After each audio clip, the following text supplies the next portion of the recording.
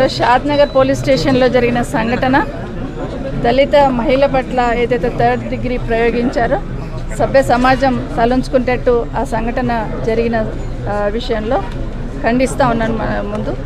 ఎందుకంటే ఆ మహిళ చెప్తా ఉంటే కళ్ళ నుండి నీళ్ళు వస్తూ ఉన్నాయి. దాన్ని ఏ విధంగా టార్చర్ గురైంది, ఏ విధంగా టార్చర్ పెట్టున్నారనేది చెప్తున్న సందర్భంలో నిజంగా బాధ అనిపించింది. ఎక్కడున్నాము, ఏం చేస్తున్నామని ఒకసారి ఆలోచించాల్సిన అవసరం ఉంది. బాగా ఎదుగుతున్న సమాజం, అన్ని రంగాలుగా ముందుకు పోతున్నాం, కానీ కింది స్థాయిలో పేదవాడి పట్ల ఏ విధంగా ఉందనేది ఒకసారి చూస్తూ ఉంటే బాధ అనిపిస్తుంది. ఇప్పుడు నేను, నాతో పాటు వాణిదేవి గారు, గౌరవ ఎమ్మెల్సీ గారు నవీన్ రెడ్డి గారు, తర్వాత ఆర్ఎస్ ప్రవీణ్ గారు, సోదరులు అంజయ్ గారు, ఎక్స్ఎమ్మెల్యే గారు, జగన్నాథం గారు, ఎక్స్ఎంపీ గారు, అందరం కూడా వచ్చున్నాం. అంటే ఆ కుటుంబానికి ఒక భరోసా కల్పించాలనే ఆలోచన ఒకటైతే, ఈ ప్రభుత్వం ఏ విధంగా మొద్దు నిద్రపోతూ ఉంది, ఏ విధంగా అరాచకం చేస్తున్నా కూడా గాలికి వదిలేస్తుందని చెప్పే విషయంలో ఇక్కడికి రావడం జరిగింది. నిజంగానే తప్పు చేసి ఉంటే కేసు రిజిస్టర్ చేసి ఇమీడియట్గా కోర్టుకు పంపించాల్సిన అవసరం ఉంటుంది. కానీ అట్లా కాకుండా 3rd డిగ్రీ ప్రయోగించి రాత్రి 9:30 తర్వాత 9 to 2 o'clock వరకు ఆమె మీద ఇన్స్పెక్టర్ ఉండి ఆయనతో పాటు ఇంకొక 4 కానిస్టేబుల్ ఉండి ఏ విధంగా తనను హింసించారని తను చెప్తా ఉంటే నిజంగా బాధ అనిపిస్తుంది. చిన్న బాబు, వాళ్ళ బాబు అడ్డొస్తే కూడా వాళ్ళ బాబును కూడా కొట్టి, వాళ్ళ బాబును కొడుతుంటే వాళ్ళ ఆ బాధ భరించలేకనన్నా నిజం చెప్తుంది అనే యాంగిల్లోనంటే వాళ్ళ బాబుని కొట్టారట, వాళ్ళ హస్బెండ్ని కొట్టారట. అంటే ఒక కుటుంబాన్ని తీసుకొచ్చి, చిన్నపిల్లల్ని తీసుకొచ్చి కూడా పోలీస్ స్టేషన్లో కొడతారనే దానికి ఈరోజు ఇప్పుడు చూస్తూ ఉన్నాను. వాళ్ళ అబ్బాయిని కొట్టడం, వాళ్ళ అబ్బాయి ముందు వాళ్ళ అమ్మను కూడా వివస్త్రం చేసి ఏ విధంగా టార్చర్ చేసిండు అనేది ఆమె చెప్తా ఉంటే నిజంగా బాధ అనిపిస్తుంది. ఇప్పటికైనా ఈ ప్రభుత్వం కళ్ళు తెరిచి, ఎందుకంటే రాష్ట్ర వ్యాప్తంగా జరుగుతున్నాయన్నీ చూస్తూ ఉంటే ఏ మూలకు చూసినా కూడా మహిళల మీద అత్యాచారం, హత్యలు, మహిళల మీద అరాచకాలు ఏ విధంగా జరుగుతున్నాయి, ఇన్సిడెంట్స్ ఏ విధంగా జరుగుతున్నాయి, ఏది జరిగినా గాలికి వదిలేద్దామనే లెవెల్లో. ఎందుకంటే ప్రభుత్వం నుండి ఒక డైరెక్షన్ లేదు. ఇది రోజు రోజుకి ఈ విధంగా లా అండ్ ఆర్డర్ ఇబ్బంది అవుతుందంటే ఖచ్చితంగా ఇది ప్రభుత్వ వైఫల్యమే. ఇప్పటికైనా కళ్ళు తెరిచి ఈరోజు ఆ అమ్మాయిని, వాళ్ళ కుటుంబాన్ని ఆదుకోవడం ఒకటైతే, ఎవరైతే ఆ విధంగా హింసించారో వాళ్ళ మీద యాక్షన్ తీసుకోవాల్సిన అవసరం ఉంది. గతంలో ఒకసారి చూస్తున్నాం, ఇదే కేసీఆర్ గారు ముఖ్యమంత్రిగా ఉన్నప్పుడు ఇలాంటి సంఘటన మరియమ్మకు జరిగిన సంఘటన దృష్టిలో పెట్టుకుంటే ఇమీడియట్గా ప్రభుత్వం నుండి స్పందించి ఆ రోజు దాంట్లో భాగస్వామ్యమైన అధికారులందరినీ కూడా ఉద్యోగంలో నుండి తీసేయడం జరిగింది. ఆ కుటుంబాన్ని ఆదుకొని ఆ కుటుంబంలో వాళ్ళ కొడుకు ఒక ఉద్యోగం ఇచ్చి వాళ్ళ కొంత ఫైనాన్షియల్ హెల్ప్ కూడా, ఒక 15 లక్షలు కూడా వాళ్ళకి హెల్ప్ చేయడం జరిగింది. మరియమ్మకి 2 కూతుర్లు ఉన్నారంటే కూడా వాళ్ళకి తలా 10 లక్షలు ఇచ్చున్నారు ఒక మానవత్వంతో. భవిష్యత్తులో ఇలాంటివి జరిగితే ఇలాగే ఉద్యోగాల నుండి తీసేస్తాము, కఠినంగా శిక్షిస్తామని ఒక ఇండికేషన్ ప్రభుత్వం నుండి పంపించడం జరిగింది. బాధిత మహిళలకు కూడా భరోసా ఇవ్వడం జరిగింది. కానీ ఈరోజు ఇక్కడ పలకరించే వాళ్ళు కూడా లేరు, కనీసం ఏమైందో తెలుసుకునే స్థితిలో కూడా లేరు. బుధవారం అయ్యిందంటే అసెంబ్లీ అయిందా కానీ కొంత గోప్యంగా ఉంచినట్టున్నారు, తర్వాత ఏమైతే అయిందిలో వదిలేసినట్టున్నారు. ఇప్పుడు అడుగుతుంటే ఏమంటున్నారు, ఇక్కడ ఉన్న ఎస్ఐ ఎవరైతే దీంట్లో బాధ్యులై ఉన్నారో, భాగస్వామ్యం అయి ఉన్నారో వాళ్ళని అటాచ్ చేసినామంటున్నారు. అటాచ్ చేయడం కాదు కదా, ఎందుకంటే ప్రభుత్వం రాగానే ఒక మాట, ఒక ఇండికేషన్ ఇచ్చారు కిందికి. గతంలో లాగా మేము ఫ్రెండ్లీ పోలీస్ కాదు, లాఠీ పోలీస్ అని. అంటే ఇదేనా ఇండికేషన్? అర్ధరాత్రి వరకు మహిళల్ని పోలీస్ స్టేషన్లో పెట్టేసి ఇష్టం వచ్చినట్టు హింసించడమేనా పోలీసు వాళ్ళ ఉద్దేశం? అంటే ప్రభుత్వ ఉద్దేశం అదేనా? ఇప్పటికైనా ప్రభుత్వం కళ్ళు తెరిచి ఈ దళిత బిడ్డకు, ఆడబిడ్డకి ఏదైతే జరిగిందో దాని మీద ఇమీడియట్గా ఎంక్వైరీ ఎన్ని రోజులు పడుతుందండి? ఏసీపీ గారు ఎంక్వైరీ చేస్తున్నారు, ఏసీపీ గారు ఆధ్వర్యంలో అన్నారు. ఎన్ని రోజులు పడుతుంది ఎంక్వైరీ చేయడానికి? ఎంక్వైరీ తర్వాత ముందైతే యాక్షన్ ఎవరైతే చేస్తున్నారో వాళ్ళ మీద యాక్షన్ అయితే ఇమీడియట్గా తీసుకోవాల్సిన అవసరం ఉంది కదా. అది కూడా పక్కన పెట్టి కంటి తుడుపు చర్యగా ఒక అటాచ్ చేసేస్తున్నాం ఇక్కడ నుండి అని చెప్తున్నారు తప్పిస్తే కఠినమైన యాక్షన్ ఏం కనిపించలేదు. ఎందుకంటే పైన ప్రభుత్వం గాలికి వదిలేస్తుంది. ఈ రాష్ట్రంలో ఇన్ని జరుగుతూ ఉంటే అసెంబ్లీలో అడిగి గొంతెత్తి దించుకున్న 2 రోజున అయింది మాకు తప్పిస్తే అక్కడ నుండి ఒక సమాధానం రాలేదు. ఇంతమంది మహిళల మీద అత్యాచారాలు జరుగుతున్నాయి కదా, ఇంత హైదరాబాద్ నడిపడిన గ్యాంగ్ రేప్స్ జరుగుతున్నాయి కదా, ఎట్టుపోతుంది ఈ ప్రభుత్వం అంటే కనీసం స్పందించే ఆలోచన కూడా ఈ ప్రభుత్వానికి లేదు. నిన్న కాకుండా ఒక స్కూల్లో కూడా ఒక చిన్న బాబు, ఒక అమ్మాయి మీద అంటే ఎట్టుపోతుంది, ఏం చేస్తుంది ప్రభుత్వం? ఇంత మొద్దు నిద్ర ఎందుకు పోతున్నారు?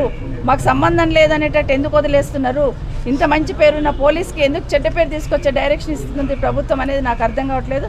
ఇప్పటికైనా ప్రభుత్వం కళ్ళు తెరిచి, ఇప్పటికైనా ప్రభుత్వము డైరెక్షన్ రాకపోయినా కింద అధికారులైనా కూడా బాధ్యతగా ఇలాంటి ఇన్సిడెంట్ జరిగినప్పుడు ఇమీడియట్గా యాక్షన్ తీసుకోవాల్సిన అవసరం ఉంది. ఇప్పటికైనా ఈ ప్రభుత్వం ఇమీడియట్గా ఈ అధికారుల మీద యాక్షన్ తీసుకొని ఆ కుటుంబాన్ని కూడా ఆదుకోవాలని ఈ ప్రభుత్వాన్ని డిమాండ్ చేస్తూ ఉన్నాం. షాద్ నగర్ ప్రభుత్వ ఆసుపత్రి మరి ఒక దళిత మహిళ మీద పోలీసుల దౌర్జన్యం, మరి ఆ మహిళకు జరిగిన తీవ్రమైన నష్టం,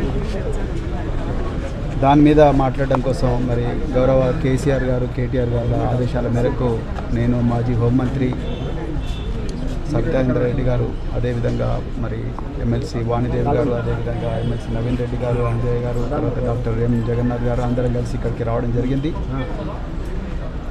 మొట్టమొదట మనం అందరం అర్థం చేసుకోవాల్సింది ఏంటంటే, ఈ రాష్ట్రంలో మహిళా వ్యతిరేక, దళిత వ్యతిరేక పాలన నడుస్తున్నది. కాంగ్రెస్ పార్టీ 6 గ్యారంటీలు అని చెప్పి గారడీ చేసి ప్రజల ప్రాణాలకు, మరి ముఖ్యంగా మహిళల ప్రాణాలకు, దళిత మహిళల ప్రాణాలకు, అందరు మహిళల ప్రాణాలకు కూడా గ్యారంటీ లేకుండా చేసిన పరిస్థితి ఈరోజు తెలంగాణలో కనిపిస్తున్నది. ఇలా నేను ఇంతకుముందే చెప్పిన, మళ్ళీ చెప్తున్నా, నేను పోలీస్ డిపార్ట్మెంట్లో 26 సంవత్సరాలు పనిచేసిన,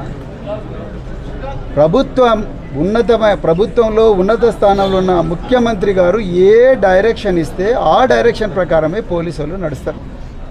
గౌరవ కేసీఆర్ గారు తెలంగాణలో ముఖ్యమంత్రిగా ఉన్నప్పుడు మొట్టమొదట పోలీసు వాళ్ళందరినీ పిలిపించి, మీరు ప్రజలకి ఏ విధంగా కూడా అన్యాయం జరగకూడదు, దౌర్జన్యం జరగకూడదు, మహిళలు, పిల్లలు ఎవరికైనా కూడా ఏం జరగకూడదు అని సఖీ సెంటర్లు కానీ, భరోసా సెంటర్లు కానీ, అదేవిధంగా 700 కోట్లు పెట్టి మొత్తం కూడా పోలీసు వాళ్ళకు అధునాతనమైన పోలీస్ స్టేషన్లు కానీ, భవనాలు కానీ ఇచ్చి దాదాపుగా 7,000 పెట్రోల్ వెహికల్స్, అంటే పెట్రోలింగ్ చేయడం కోసం వాహనాలు ఇచ్చి 48,000 మంది పోలీసులను రిక్రూట్ చేసి 11 లక్షల సీసీటీవీ కెమెరాలు పెట్టిన ఘనత కేసీఆర్ గారు.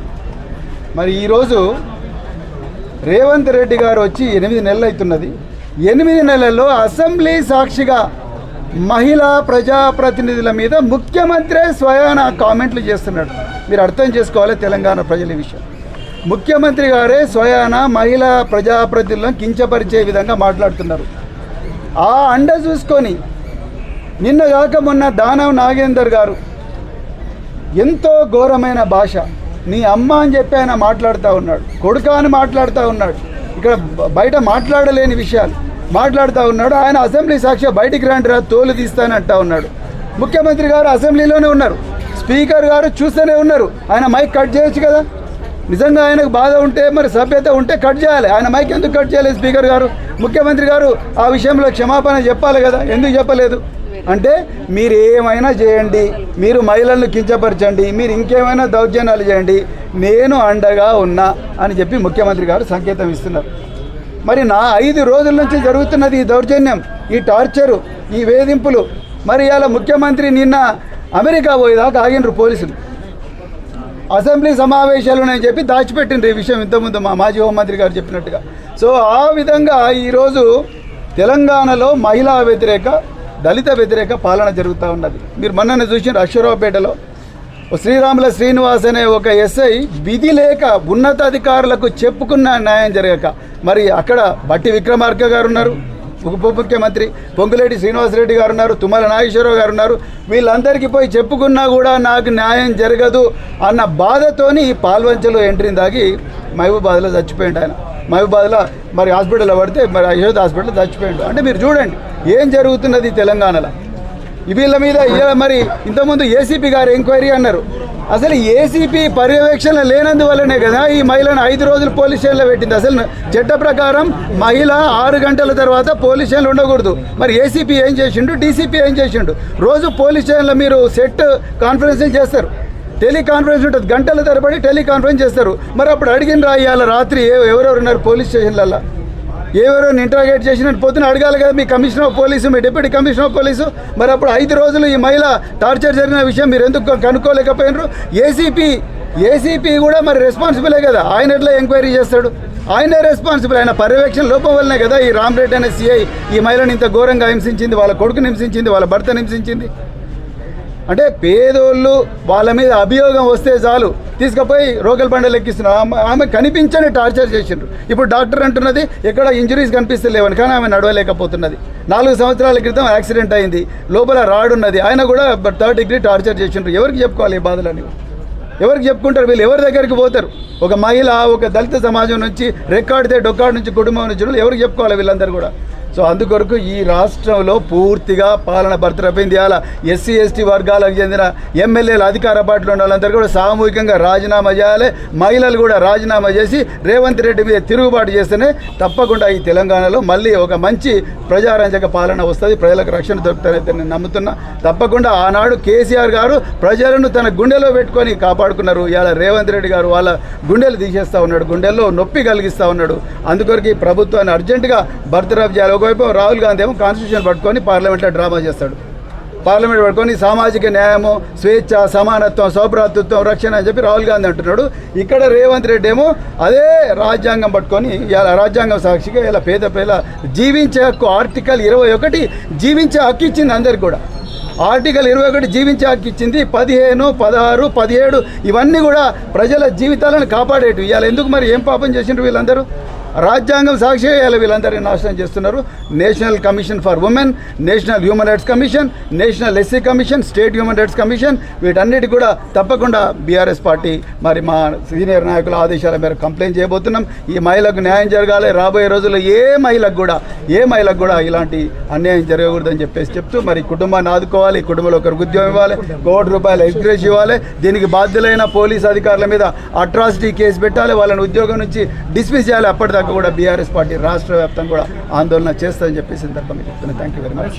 సంఘటన విచారకరం, అదేవిధంగా దురదృష్టకరం. ఎందుకంటే దళిత మహిళ, బీద మహిళ రెక్కాడితే బొక్కాడదనే బొక్కాడు నిండదనే ఉద్దేశంతో వాళ్ళు కూలినాలు చేసి బతికేటోళ్ళు. వాళ్ళ మీదనే అభియోగం ఉంటే ఎఫ్ఐఆర్ ఇష్యూ చేసి దాని మీద ఎంక్వైరీ చేసి అదేవిధంగా 24 గంటలు ఎక్కువైతే కోర్టుకు సరెండర్ చేయాలి. కానీ అట్లా కాకుండా వాళ్ళు ఇష్టం వచ్చిన తర్వాత సాయంత్రం తర్వాత ఉదయం పూట అయినా ఎప్పుడైనా పోలీసుల మీద దరఖాస్తు ఆడపడుచుల మీద అప్లికేషన్ కంప్లైంట్ వస్తే ఆడపడుచులే నిజంగా వాళ్ళు పోలీసులే విచారణ జరపాలి. కానీ మొగోళ్ళు సిఐ వాళ్ళు పోలీసులు మగవాళ్ళే రాత్రి తర్వాత 9 గంటల తర్వాత 2 గంటల వరకు విచక్షణారహితంగా కొట్టి ఆయన చెప్పుకోనికి కూడా మాటలు వస్తలేదు. ఆయన దెబ్బ చూపేని కూడా ఇబ్బంది అనిపిస్తుంది. అంతకుముందే ఆమెకు యాక్సిడెంట్ అయ్యి మోకాళ్ళు రాడేసారు. అయినా కానీ చెప్పంగా కూడా ఇంటలేదు. చెప్పంగా కూడా బట్టలు ఇప్పి అమానుషంగా కొట్టుకుని చాలా 3rd డిగ్రీ ప్రయోగించడం చాలా బాధాకరం. కాబట్టి నేను సిపి గారిని కోరిందంటే మీరు ఒకసారి షాద్నగర్ పట్టణంలో ఉన్న పోలీస్ స్టేషన్లు ఏం జరుగుతున్నాయి, ఏమనేది అప్లికేషన్ ఇస్తారు, వాళ్ళు ఏ సెక్షన్లు పెడతారు, వీరపై ఎట్లా సతాయిస్తారు, అమాయకులు ఎట్లా సతాయిస్తారు, మీరు ఒకసారి దృష్టి సారించాలనుకుంటున్నాం. ఇటువంటి సంఘటనలు నిజంగా మా దళిత మహిళలు ఎవరు చెప్పుకోవాలి, ఎవరి దగ్గరికి పోవాలి? వాళ్ళు బీదోళ్ళు చెప్పుకొని పరిస్థితులు ఎవరుండరు. కాబట్టి ముందు ఇట్లా జరగకూడదు. వీళ్ళపై చర్య తీసుకోవాలి. అందులో ఆ మహిళలు కూడా ప్రభుత్వం ఆదుకునాలి. మళ్ళీ పునరావృతం ఇటువంటి సంఘటనలు పునరావృతం కాకుండా గట్టి చర్యలు తీసుకున్నారని మనం చేస్తున్నాం.